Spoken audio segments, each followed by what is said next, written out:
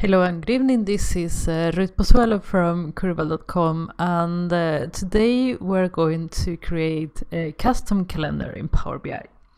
So in previous videos I have shown you how to create a standard calendar, but I was actually asked by a member of the Power BI community to if it was possible to create a custom calendar like these 445, 454, 544, etc. calendars. And I have never created one myself, so I thought it was a great opportunity to do it. So let's go ahead, let's build this calendar. Okay, so first of all I'm going to show you how the calendar looks like to see if this is something that you would like to reproduce or download. When the Power BI file starts, you will be presented with a few options. The first thing you can do is actually tell Power BI which calendar type you would like to generate. So let's say that we would like to have the 445, and our year would start in 2013, month May, day 30th, and then we want the months and days in English, and we want the week to start on Monday. That's why we have 1. Okay, so let's load the calendar. And now that it has loaded, let's look at it and see what is actually built. We said we want to have a 445 calendar. If we dig down here, let's remove the quarters just for this example. If we go down one level from year to month, and then we go one more level, that is the week number, we will see that our calendar has 4 weeks in May, 4 in June, and 5 in July. That's what we told the calendar to build. And then we have 4 in August, 4 in September, and 5 in October, and so on. If we would like to change these, we just go up there and then we say, okay, we want to build a 454 calendar, apply. And then we have 4 weeks in May, 5 in June, 4 July, 4 August, 5 September, and so forth and so on. So it works. It does what you tell it to do. If we go behind the numbers to see how this was built, I have built it exactly the same way I build the standard calendar. So everything is properly named, and there are comments to the various steps so you can understand how things were built up. Let's look at, you have sources to the 2 blog posts that I used to build this calendar. Let me show you.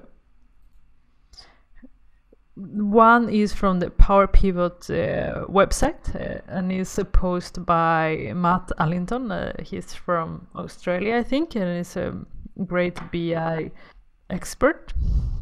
So I have used parts of these blog posts, but I have also used part of Ken Paul's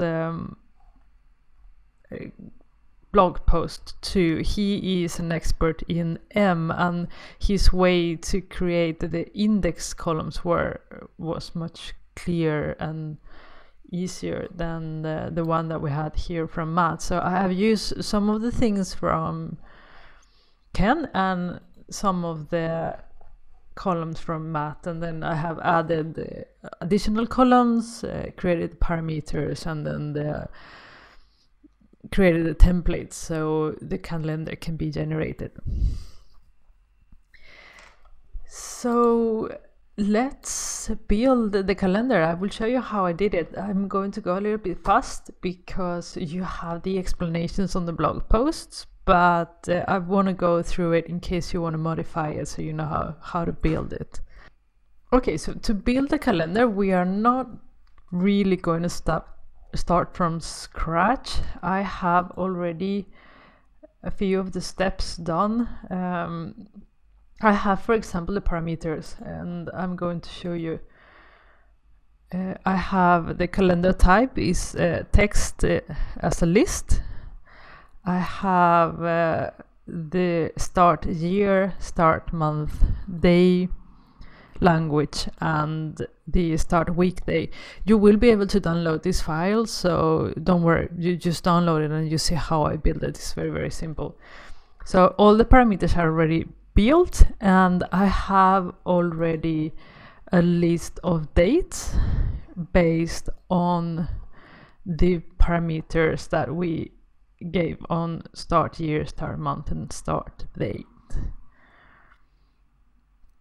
Okay, so what this is doing is invoking the dates from 2013, 5/30, and then is saying, okay, count the number of days from that particular date to date's date.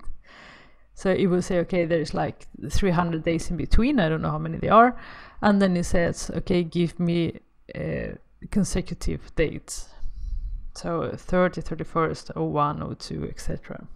So I explained this already on the previous video, and I will post a link to that, so you will be able to follow in more detail how, if you didn't understand my explanation now. So with that done, what we're going to do now is convert this list to table. So, and let's give it a proper name, date. I will not change the apply step. Changing the name is not that difficult, and it's not value added for this video, but when you download the file you will get the proper naming and descriptions and all that stuff. So don't worry, this is just for explanation purposes only. Okay, so now that we have our list of dates from 2013, 30th of May up to today's date, what we're going to do is we're going to create an index. And we're going to use that index to build the other columns. So add index column. And by default, the index column starts by 0. In this case, we want it to start by 1. So just change it. And now we're going to create a year ID column. ID. And what this does, and you can go back to Ken post if you don't remember after I showed you this. Let's go there. What it does is it divides the day ID, which is our index, by 364, which is the number of days in the year, on a custom calendar year. And that will give us 0 for the first year values. And that's why it is adding a +1 at the end. I will show you. Is there a +1? Okay, so because we want to have year 1 or year ID, the first one, to be a 1. Then what happens is when you are down to 364 and you divide 364 by 364, it will give you 1. So 1 plus 1 will be 2, so it will give you the wrong date. So for that reason, he subtracts 1 to the index. So when it goes to 364, it's 363 here, and then it gets classified into the right year. I hope you understand what I'm saying, and then adds the +1. So let's go back to our example, and we click OK. So let's see what the year ID is doing. It's assigning 1 to the first year of our calendar. And if we go to 364, here we have it. It is 1, which is correct. And then 365, the new year begins. And then that goes on into the next year. There we have it. Okay, so what we're going to create now is the financial year column. So even if it says 2013, this is the 2014 financial year. So let's do that. We call this financial year. And what this does is it says, okay, give me the current year and add a year ID.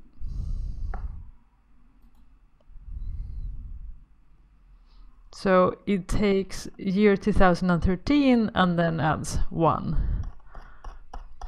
And then it takes year 2013 and adds 2, which will give us 2015. Okay, and then 2013 and year ID 3 will give us 2016. So it's always giving us 2 years more of what we already have. So now we have the first column for our custom calendar. So now we're going to calculate the quarter ID.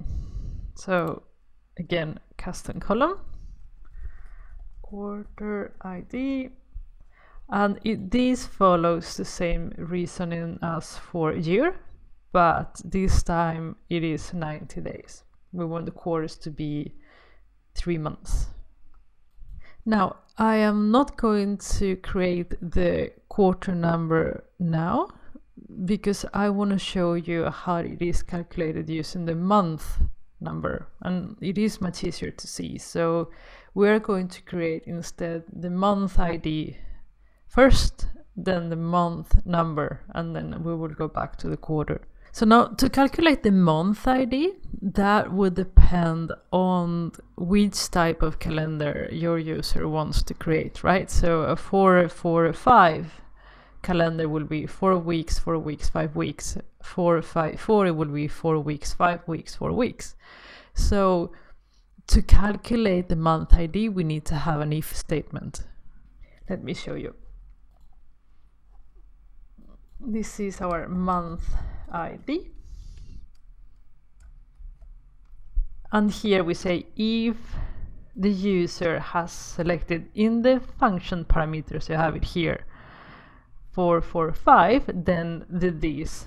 Otherwise, if it has selected 4-5-4, this, 5-4-4, do this. And then you might wonder, okay, what this is.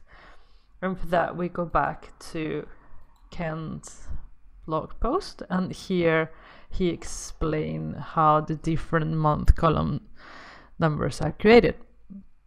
So make sure you come back here to check how this is created, and I am basically using his formulas for the different calendar types. So we get our month ID, and now we're going to create our month number. So our month number formula looks like this. Month number. So we're taking the month ID, dividing it by 12, taking away 1, and then multiplying by 12, and then subtracted by the month ID. And I mean, when you see this kind of formulas, like what's going on, it's not so easy to see, right? But let's deconstruct this to see how it was created. It's actually very smart. So I think the easiest way is to deconstruct it in pieces, right? So let's do first to see what that is. We are going to add a custom column. And let's see what that does. So what this is doing is taking the month ID and dividing it by 12. And then it's rounding up. So this will be 0. Perhaps is better.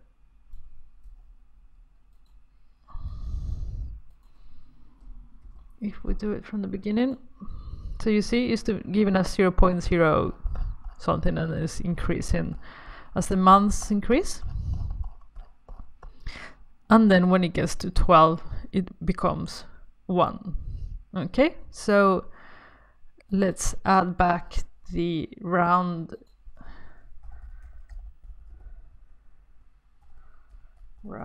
up.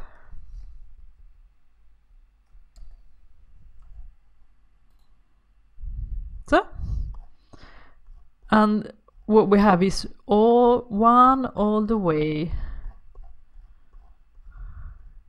and then it starts at 2 when the new month starts, right? Because then it's dividing 13 by 12, and then it will be 1 point something, and then this will become 2. Okay, so watch now what happens when we do the next step. We're going to do it in a different column because it's the easiest way to understand it. With a custom column again, and then we are going to have the -1, and then we're going to add times 12, okay? Because this is the formula we had in the beginning, right? Here is our month ID divided by 12. Nothing strange, it's 1. And then here we have -1 times 12. So it becomes 0. And then we have month ID minus 0. So 1 minus 0, 1. So that's where we get the 1. Okay? 3, 4. So that's perfect. It gets interesting when we are breaking the year, like here. So what happens when the year changes? Here we have our month divided by 12. So month ID, which is 13 divided by 12, will be 1 point something. It rounds up and it becomes 2. 2 minus 1 is 1 times 12 is 12, and then 13 minus 12 is 1, so a new month begins. Okay, so this is a brilliant way to do this. It's really smart, and so on and so forth.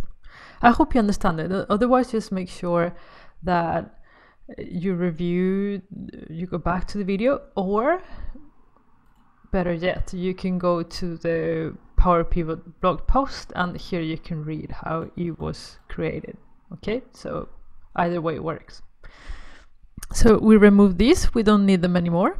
And now we are going to go back and create the quarter number because it is created exactly the same way. So we add a custom column, quarter number. And here we're actually doing exactly the same thing, but we are doing it in buckets of 90, divided by 90 minus 1 times 90. So, and to create the month number, we're going to use a custom column again, and we're going to paste that. I'm going to explain it in a second. Month name.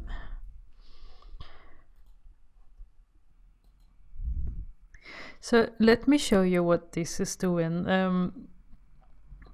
As you see here,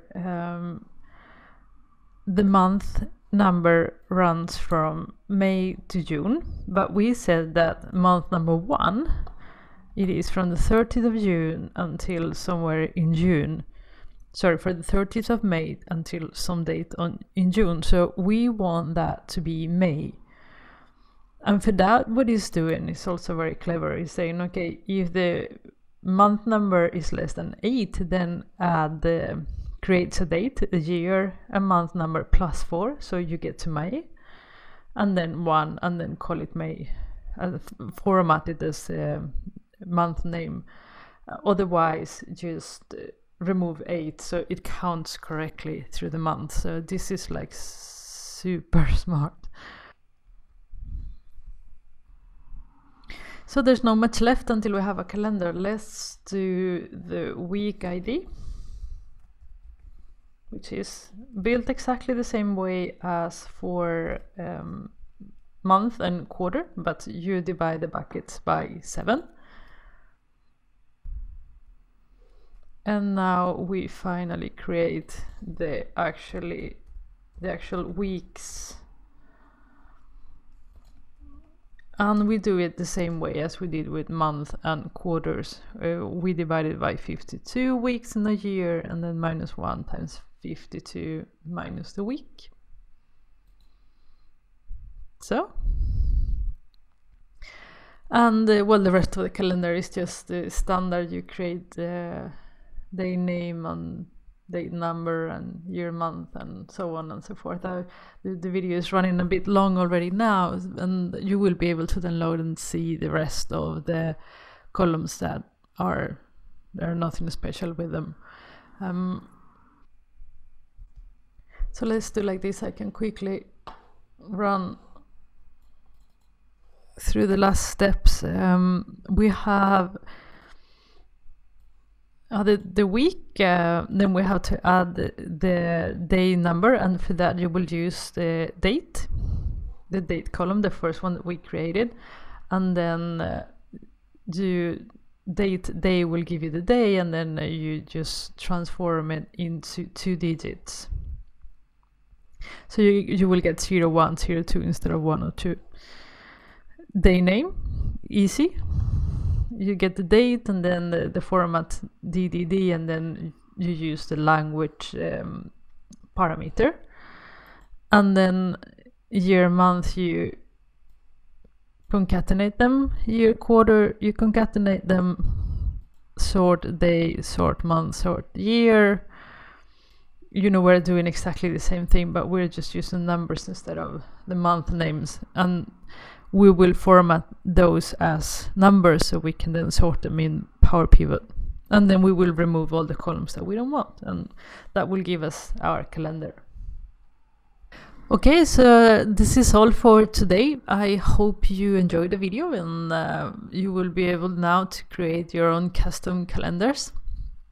If you have any questions, comments, or suggestions, let me know either on the comment box or on any of the social channels listed below. If you like the video, please let me know by liking it. It's always appreciated. And subscribe. I publish Power BI videos every week. And make sure you don't miss the DAX Fridays, where we go through DAX function every Friday. Have a great evening. Bye.